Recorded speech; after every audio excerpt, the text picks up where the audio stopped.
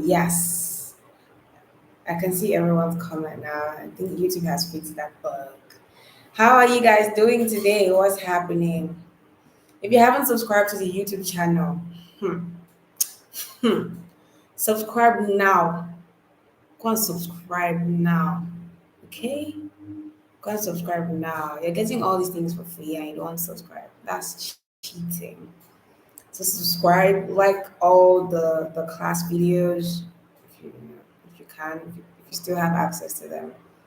So if you've not subscribed to the YouTube channel, go and subscribe right now. Okay. Let me know if you can hear me loud and clear so I know that there's no network mishap. All right. Good evening. Good evening. How are you doing? Okay, so this is class three of the course Building a Life of Structure and Balance. So far we've had class one, we've had class two for both ship one and ship two. So yeah, we've had for both classes, and it has been awesome. Has been awesome, awesome, awesome. And today we're moving on to the third module of the course, right? And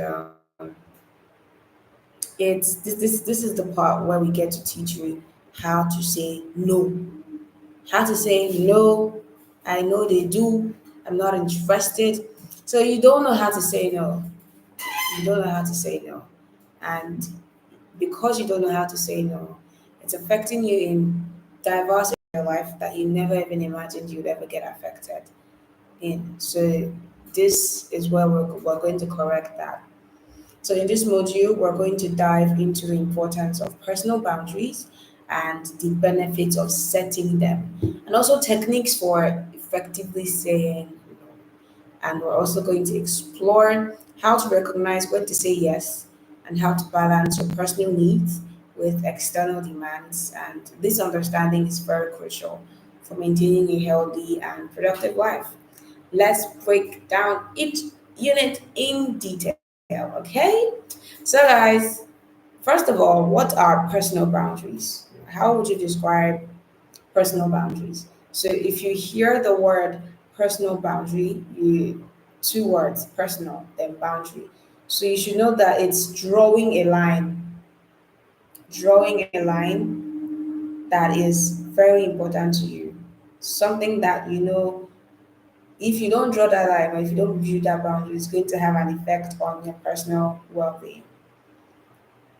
So basically, personal boundaries are the physical, emotional, and mental limits that we establish to protect ourselves from being manipulated, used, or violated by others. So these are the boundaries that help, uh, that define who we are and how we expect to be treated. So your personal boundaries are they're for you. They're to protect your mind, they're to protect your emotions, they're to protect your mental health. So the moment you have no personal boundary, people will trample on you and your mind and your mental health and everything that you're meant to be protecting, but you're not exactly protecting. So your physical boundaries are your physical space, your privacy, your body. So an example of setting a physical boundary will be telling people, oh, don't come so close to me, especially when they're strangers, because it is your right to actually tell them to step back, or you step back, or you tell them that you need some space. So an example of your emotional boundary would then be separating feelings from certain things, like separating your feelings and also letting people know that your feelings are important. They are not trivial matters; they're actually important things. So, for example, being supportive when you need to be supportive, or not overly being supportive when you don't need to be overly supportive. So you need to make sure that, though being supportive is a good emotion, you know when to show it, you know how to show it, and the right times to actually show it too. So that's like an example of an emotional boundary. Then mental boundaries are pertaining to your thoughts, your values, and your opinions. So what are your mental boundaries? How do you fix these things? So now we're going to be going into the importance of boundaries. Real quick, we're not waiting for anybody, we're flying.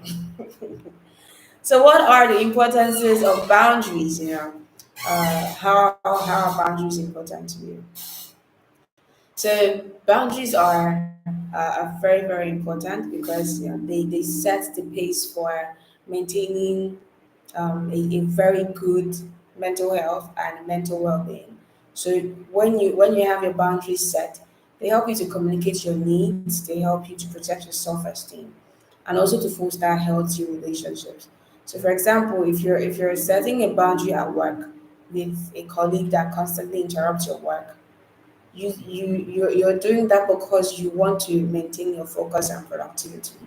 So you can learn to say no to that colleague by letting the colleague know that this is not important, this is not in line with what I need to be doing right now, and I will need to postpone this task that you have given me. So it's very important to know how to say no in a very stern and yet respectful way. If you've been struggling with that, let me know in comments, because sometimes you want to communicate to people that this is not what is best for you to do right now. But it's either you end up communicating it in a rude way or you don't communicate it enough, so in a way that they'll take you serious. So if this is something that you've been struggling with, yes, exactly. So it's something that you're struggling with, then you need to begin to know how to tailor your words in such a way that will let them understand that, oh, I want to do this, I should do this, but it's not important to me right now. And I need you to understand that I will do it, but I'll do it at a later time. So that way they understand that, oh, it's not that you don't want to do the task, but it's because you have one that you're already actively engaged in, or a few that have taken your attention and you need to focus on them. Okay? Yes. So that was like the intro. So one or number one importance is an improved mental health. So boundaries help you to reduce stress. They help you to reduce anxiety, things that you wouldn't want to say no to. You can say no to them and have peace of mind now. Because, I mean, if you're, first of all, if you're saying no to something, you're saving yourself a lot of work, especially if it's an activity, something that needs you to be engaged, uh, something that would need you to put in physical energy. Saying no would help you yourself some time, and that's one of the ways you can avoid stress. So when you say no to people, you're protecting your energy, you're protecting your time, you're protecting your resources, because you're not trying to get them wasted, right? You're trying to secure them and to protect them. So you need to understand that boundaries are very good for you because they help you to improve your mental health. Now, the second way that building boundaries is very important for you is enhancing your relationships, because when your relationships are enhanced, or how your relationships will be enhanced rather, will be through respect and and honor. Because when people understand that these boundaries you are setting are very important to you, they would respect it. They would respect it. So one of the reasons why people are not respecting your space, your time, your energy is because you've not communicated it to them that they should. So when you communicate to them that you need to do this, you need to respect my time, you need to respect. You can't just call me by you can't call me by 11 p.m. Some of you really need to cut down on those necessary things, like people calling you at your rest hour or during your work hour, times when you need to focus on certain things. That's when someone is calling you, and you know that you shouldn't be having such conversations, but you're having them with people you're not supposed to be having them with. They're not your partners, they're not your family, your parents, but your respect a boundary that you've not set. So a boundary you've not set cannot be respected. It's not possible. So you need to first of all set the boundary. Then when it is not respected, you know the next steps. You know that you have to tell this person, no, I can't accept this, and you have to communicate it in a way that they are respected, but your message is also passed across in a very stern way. Do you understand that? Get that? Yes. So The third importance of boundary that I'll be sharing would be that it helps you to increase your self-esteem. So when you when you know how to say, oh, yes to this and no to that, you have an increased self-esteem. And how this happens is your self-confidence is boosted. Your self-respect is also boosted because they understand what works for you and what doesn't work for you. And they wouldn't do anything that is against your well-being, especially when they know. So they wouldn't intentionally want to do anything that is against your well-being. And even if it's intentional, you can sense it, you can recognize it from afar and immediately or almost immediately put a halt to it, right? So that's how your self-esteem can increase through setting boundaries. All right. So if you do have questions, feel free to ask, okay? If you do have questions, feel free to ask. Now, let's go into techniques for saying no effectively. How do you say no to something that you don't want to continue? Learning to say no is a vital skill for maintaining boundaries. And I'm going to give you some techniques to do it effectively, right? Now, the first way is to be clear and direct. Like I said earlier, if you don't let people know your boundaries, how do you expect them to respect them? They can only respect the boundary that they know about. So, one of the techniques is to be clear and direct. So, clearly state your refusal. Don't be vague. Let them know the reason why you are saying no. An example would be, oh, I'm so sorry. I can't take on this project right now due to my current workload. So, this is a straightforward response. It leaves room for no misunderstanding. But sometimes you communicate, you're like, no, I don't want to do it. Oh. No, no, no, no, I don't want that. They're like, what is it? Why are you saying you don't want? You're not communicating. They don't understand. They're not understanding you. And to you, you might actually mean well. You might try to protect yourself, but you're not clearly expressing yourself. You're being too vague. It's too they don't understand it. So you need to make everything clear in such a way that even the deaf the deaf will know that you communicated it, right? And the blind will see that you communicated it. So you need to make sure that everything is clear and direct, is as clear and direct as possible. Okay. Now I'm going to be sharing three. And the second is use I statement. Frame your refusal, from your own perspective so that you don't sound accusatory. So for example, say, oh, I feel overwhelmed when I take on too many tasks at once.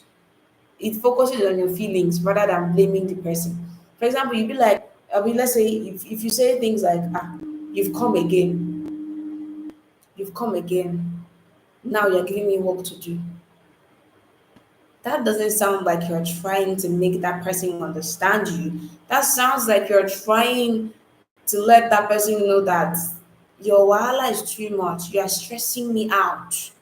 But when you tell the person that, oh, I feel overwhelmed by taking so many tasks, it's affecting my productivity. I'm sorry, but I think I have to drop this. They understand that it's because of how you feel. It's not because you are blaming them, right? Do you get that? Yes, then the third tip that I'll be sharing is be honest. Always provide truthful reasons for your refusal. Let them know why you're saying no. Let them know why. Let them know. Honesty fosters understanding and mutual respect.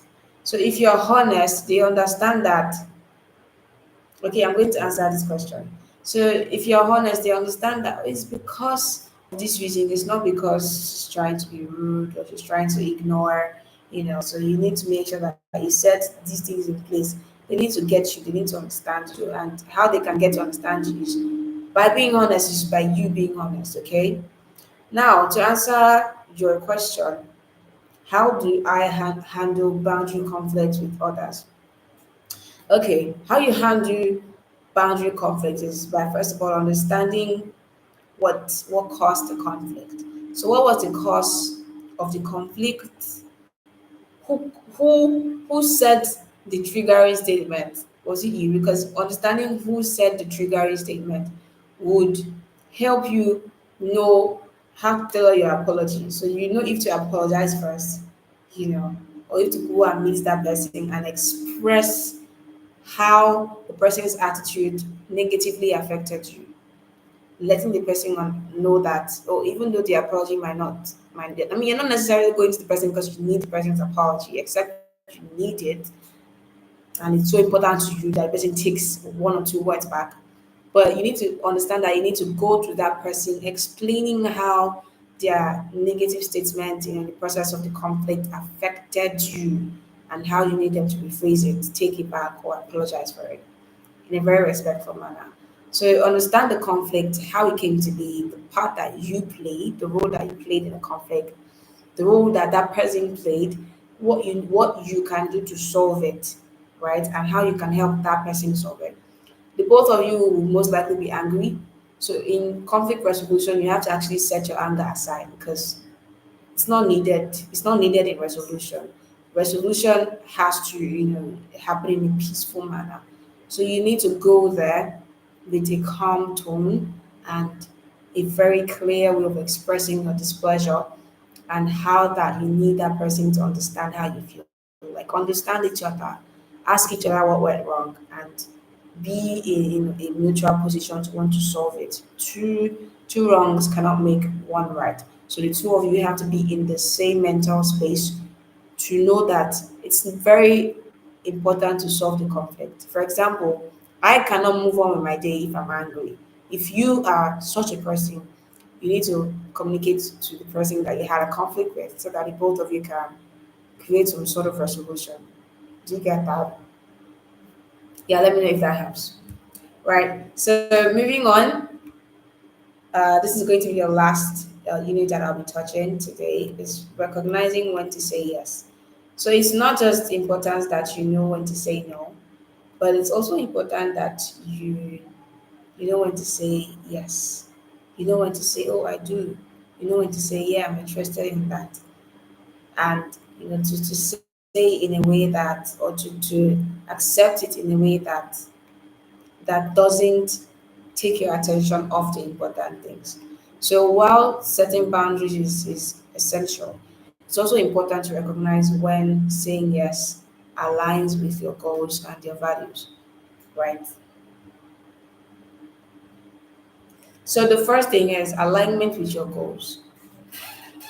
Every yes that you say, everything you say yes to has to align with your goals. So you need to say yes to opportunities that support your personal or professional goals. So if someone is introducing you to something or giving you a task at work, if it doesn't rhyme with your deliverables or your team deliverables, you shouldn't take it except you were directed to take it by a senior colleague or something, or let's just say the plan changed and now you have to refocus and do something different.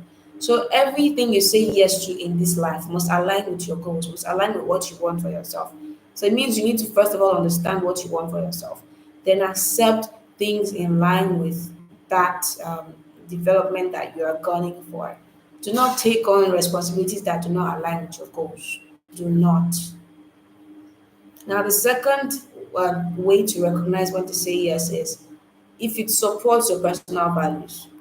So, how do you say yes to something if it doesn't support your personal values? Would you agree to lie when you're a truthful person? Would you agree to activities that are against your beliefs, your belief systems? The answer should be no. So, for example, you shouldn't engage in an activity that doesn't interest you. Why are you there? What are you looking for there? Why are they finding you there? So if the activity supports your personal values, your belief systems, that's something you can say yes to. Considering a couple other things that are important to you. Mhm. And you